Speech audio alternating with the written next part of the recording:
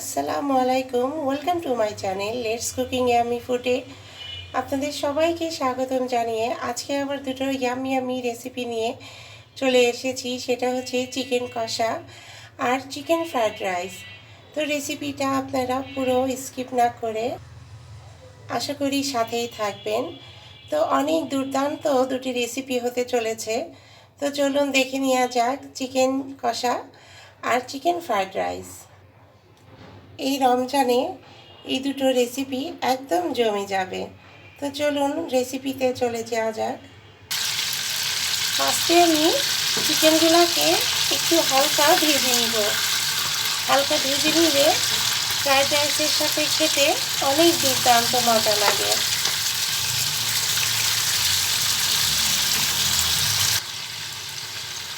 দেখুন বন্ধুরা, চিকেনটা আমার জাস্ট এরকম একটু ভেজে নিব।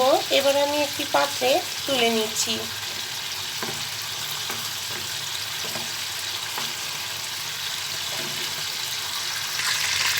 এখানে আমার 1 কাপ পরিমাণ তেল আছে।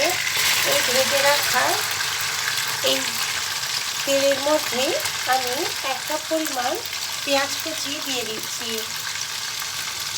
পেঁয়াজটাকে একটু ব্রাউন করে ভেজে নিতে হবে। পেঁয়াজটা আমার প্রায় ব্রাউনভাবে ভাজা হয়ে গিয়েছে। এবার এখানে আমি 1.5 টেবিল চামচ পরিমাণ আদা বাটা এবং 1 টেবিল চামচ পরিমাণ রসুন বাটা অ্যাড করে দিচ্ছি এবং সেই সাথে আমি হলুদের গুঁড়া দিয়ে দিচ্ছি।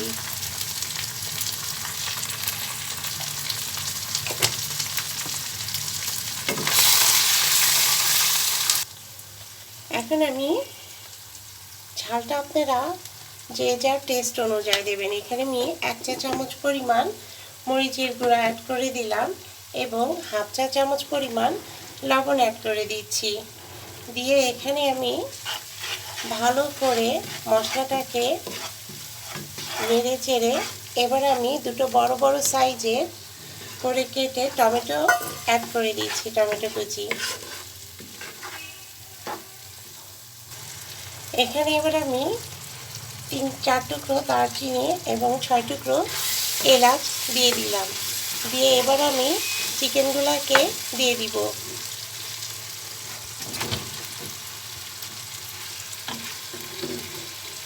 এই চিকেন টমেটো কষাটা খেতে এত টেস্টি যে আর কি বলবো। বন্ধুরা, আপনারা অবশ্যই ট্রাই করবেন ফ্রাইড রাইসের সাথে। খুবই মজাদার একটা রেসিপি। আমার পরিবারের লোকজন তো খুবই পছন্দ করে ফ্রাইড রাইসের সাথে এরকম চিকেন টমেটো কষা।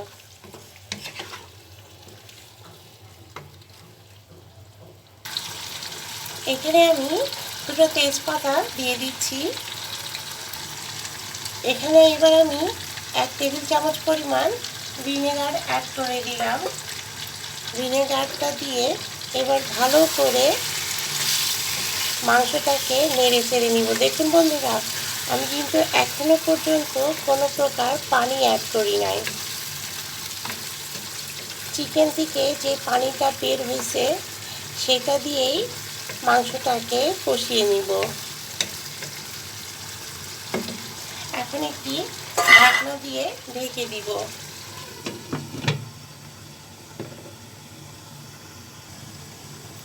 এখন আমি ঢাকনাটা তুলে দিচ্ছি। দেখুন বন্ধুরা, কত সুন্দর একটা কালার আসছে। এই চিকেন টমেটো কষাটা খেতে এতটাই টেস্টি যে বন্ধুরা কি আর বলবো। এর কালারে বলে দেবে যে এটা কতটা সুস্বাদু হবে খেতে।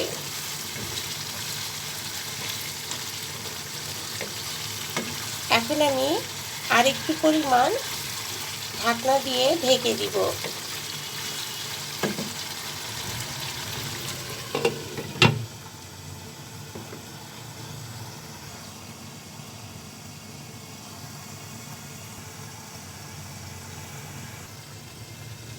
এবার আমি ঢাকনাটা তুলে নিচ্ছি। দেখুন বন্ধুরা, মাংসটা আমার প্রায় অলমোস্ট কষানো হয়ে এসেছে।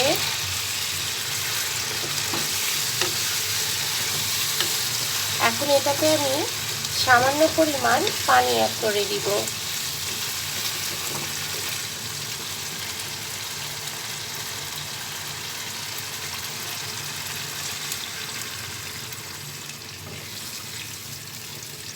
চিকেনটা হালকা ভেজে নেওয়ার জন্য, হালকা তো একটু ভাজার জন্য সিদ্ধ হয়ে যায়, তারপরে এখন আর বেশি টাইম নেবে না।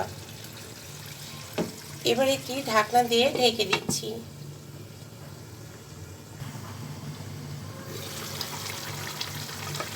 অনেকেই আছে দেখবেন রমজানে বাইরের থেকে খাবার অর্ডার করে খায়, কিন্তু আমি অবশ্যই সাজেস্ট করব যদি বাসাতেই এরকম হেলদি খাবার রান্না করে খাওয়া যায় তাহলে বাইরের খাবার আর লাগে না।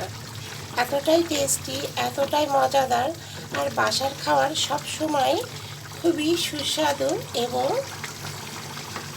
খুব ফ্রেশ হয়। চিকেনটাকে এইভাবে আমি আরও 2-1 বার নেড়ে দিয়েছি। দেখুন বন্ধুরা, চিকেনে দেওয়ার জন্য আমি দারচিনি, এলাচ, গোলমরিচ এবং লবঙ্গ হালকা ভেজে নিব। অনেকে আছে যে বাইরের থেকে আপনারা প্যাকেট গরম মশলা ইউজ করেন, এইভাবে বাসায় হোমমেড তৈরি করবেন, দেখবেন অনেক টেস্টি হয়। এখন আমি এতে সামান্য পরিমাণ জিরা অ্যাড করে এবার হালকা ভেজে নিব। এখন ভাজা কমপ্লিট। এবার একটা গ্রাইন্ডারে এগুলোকে গুঁড়ো করে নিব। এখন একটি হাঁড়িতে আমি দারচিনি, 3 টুকরো দারচিনি এবং 2 টুকরো এলাচ দিয়ে এবার চালগুলোকে আমি দিয়ে দিব।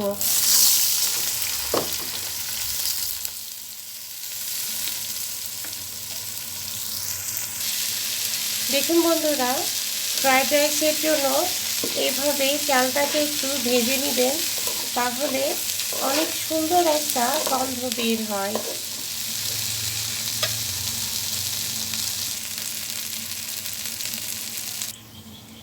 এখন আমি পানি অ্যাড করে দিচ্ছি।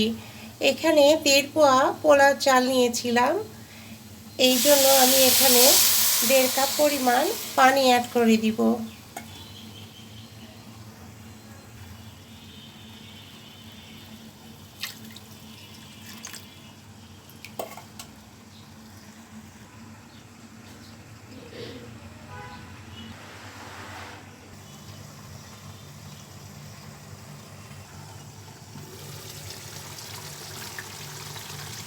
দেখুন বন্ধুরা, কত সুন্দর একটা ফ্লেভার আসছে।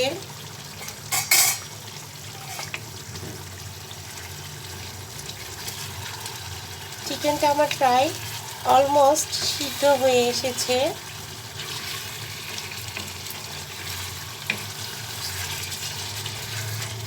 এই চিকেনটা খেতে যা লাগবে না, অবশ্যই আপনারা বাসায় ট্রাই করে বলবেন কেমন হয়েছে।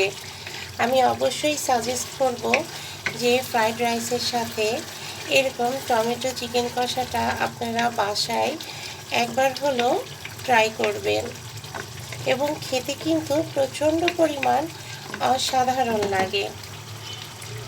এখন আমি আবার একটু ঢাকনা দিয়ে 5 মিনিটের জন্য ঢেকে দিব।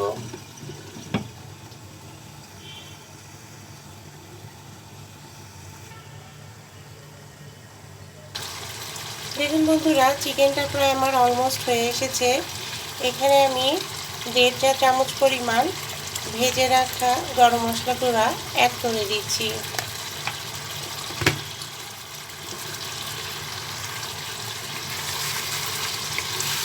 চিকেনটা দেখবেন এমনিতে বাচ্চারা খুবই পছন্দ করে, বাচ্চারা বড়রা সবাই চিকেনটা খেতে অনেক পছন্দ করে। এইভাবে নতুন নতুনভাবে রান্না করে দিলে আরও সবাই খুব মজা পায় খেতে।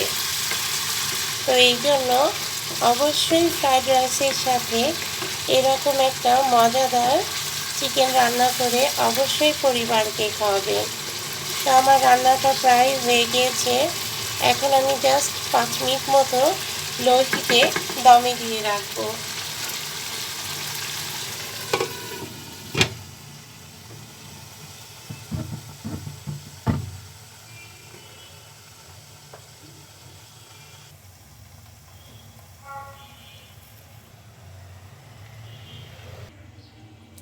এইদিকে রাইসটা আমার প্রায় হয়ে এসেছে। এখন এটাকে আমি দমে দিয়ে রেখেছি। এখন একটা প্যানে আমি মেরিনেশন করে রাখা চিকেনগুলোকে আমি একটু ভেজে নিব।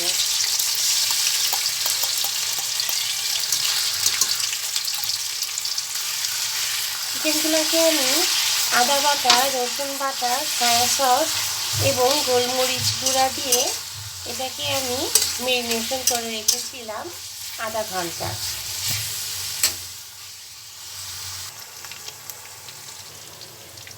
দেখুন বন্ধুরা, চিকেনগুলো আমার ভাজা হয়ে গিয়েছে।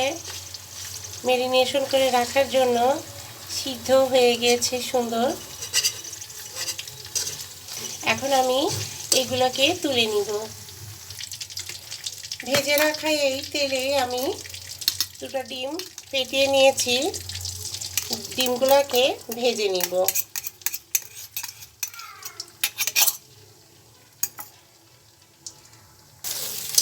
ডিমগুলোকে আমি এইভাবেই ভেজে হালকা ঝুরি ঝুরি মতন করে নিলাম।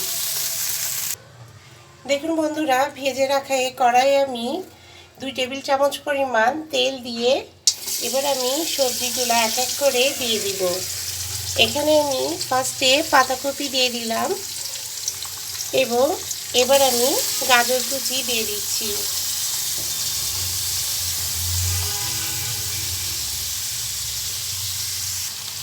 দেখুন বন্ধুরা, সবজিগুলো ভাজার সময় আপনারা বাটার ইউজ করতে পারেন। আমি এখানে 1 চা চামচ পরিমাণ ঘি ইউজ করছি।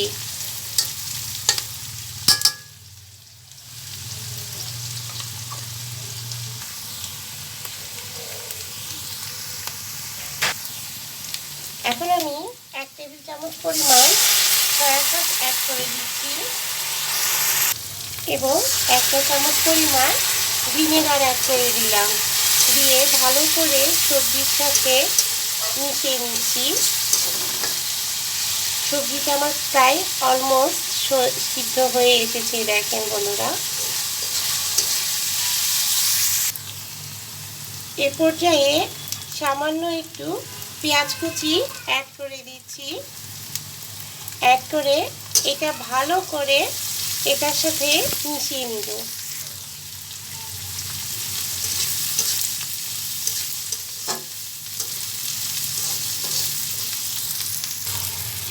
এখানে এবার আমি 1 চা চামচ পরিমাণ টমেটো সস অ্যাড।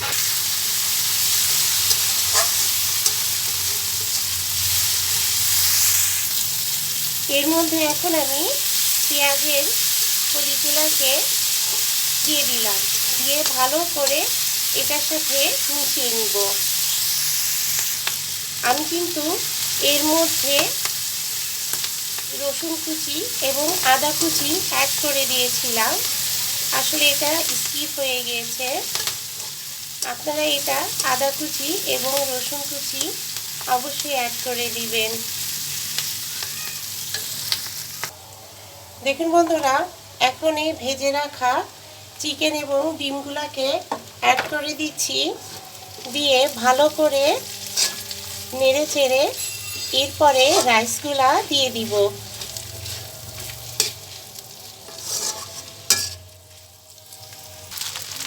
দেখুন বন্ধুরা, রাইসটা দিয়ে এবার টমেটো সস,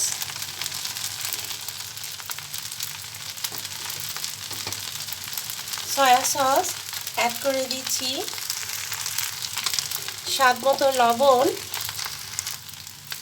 এবং সামান্য পরিমাণ চিনি অ্যাড করছি। এখন আমি গোলমরিচ কুচি এবং কাঁচামরিচ কুচি দিয়ে দিচ্ছি। সবগুলো জিনিস একবারে খুব ভালো করে রাইসের সাথে মিশিয়ে নিব। আমি কিন্তু এখানে কোনো প্রকারের টেস্টিং সল্ট ইউজ করি নাই, এটা আমি স্কিপ করছি। আপনারা চাইলে টেস্টিং সল্টটা ব্যবহার করতে পারেন।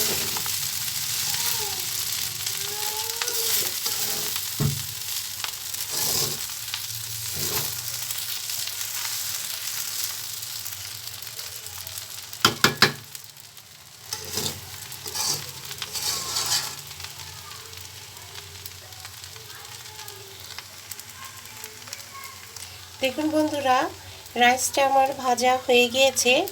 এবার আমি পরিবেশন করে দেখাবো।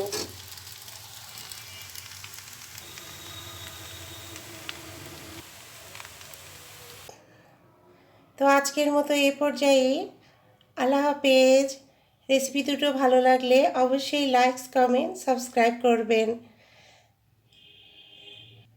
ভালো থাকুন, সুস্থ থাকুন এবং সাবধানে থাকুন।